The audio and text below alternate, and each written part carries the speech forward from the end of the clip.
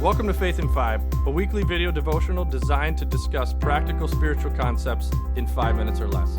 I'm your host, Mark Vandella. A few weeks ago, I posted a prompt on social media that just simply said, love is ... And I asked people to fill in the blank. I wanted to hear what people honestly felt about it, but also what quirky things people might say. And I got a wide variety of things. I got simple things like love is making coffee, or love is emptying the dishwasher, right? So a lot of people with love, it's an act of service. It's something you do for or do to others. Somebody else jokingly said, when I want to punch or even more morbid, stab my spouse, but I don't because I could not live without them. Right? That also says like love is hard. Love is deep, and love is almost contradictory. Like I want to punch, but I also know that I love. So other people said love is a verb.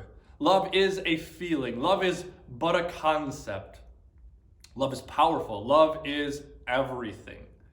So today's word in our More Than Words series, you probably guessed it, is love.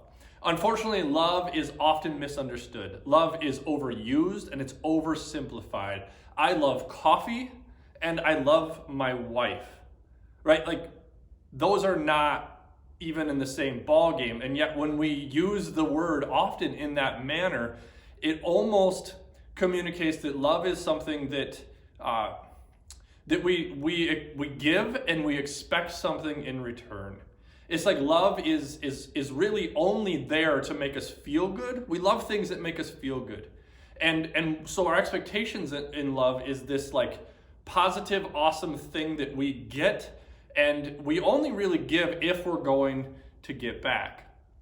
However, the way that God is love, the way that God displays love, the way that God has given us a definition of love, it transcends all of that. It's not just something we give in order to receive. It's something way bigger than that.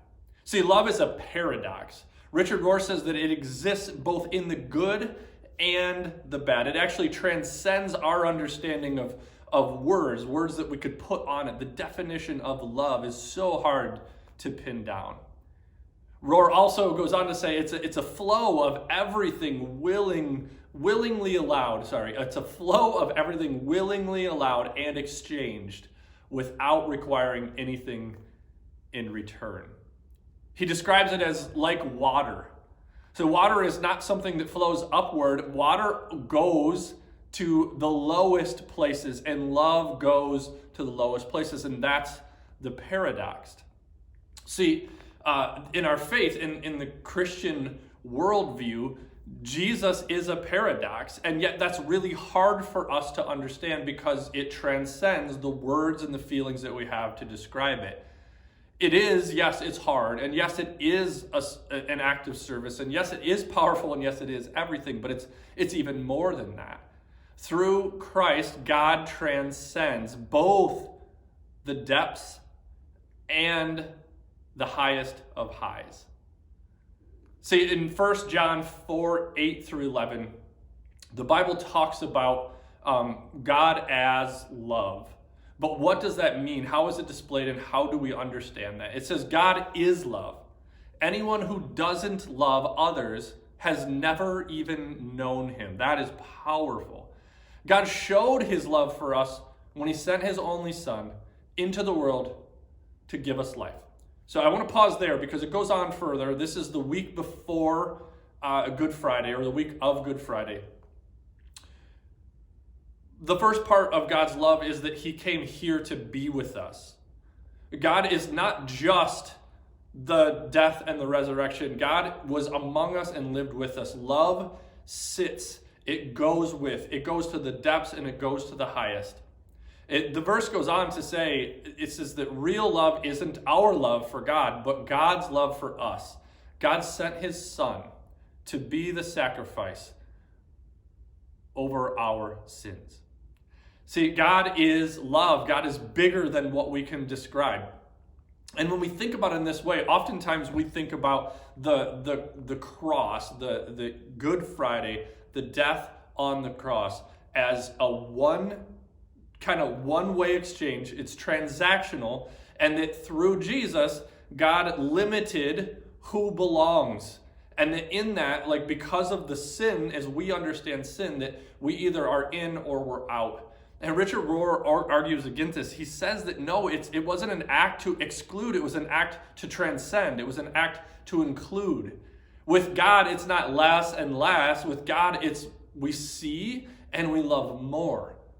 The point of the Christian life, according to Richard Rohr, the way that he says it, I just love the way he says it because it's so powerful. He says the point of the Christian life is not to distinguish oneself from the ungodly, and oftentimes that's how we see it, but that's not love.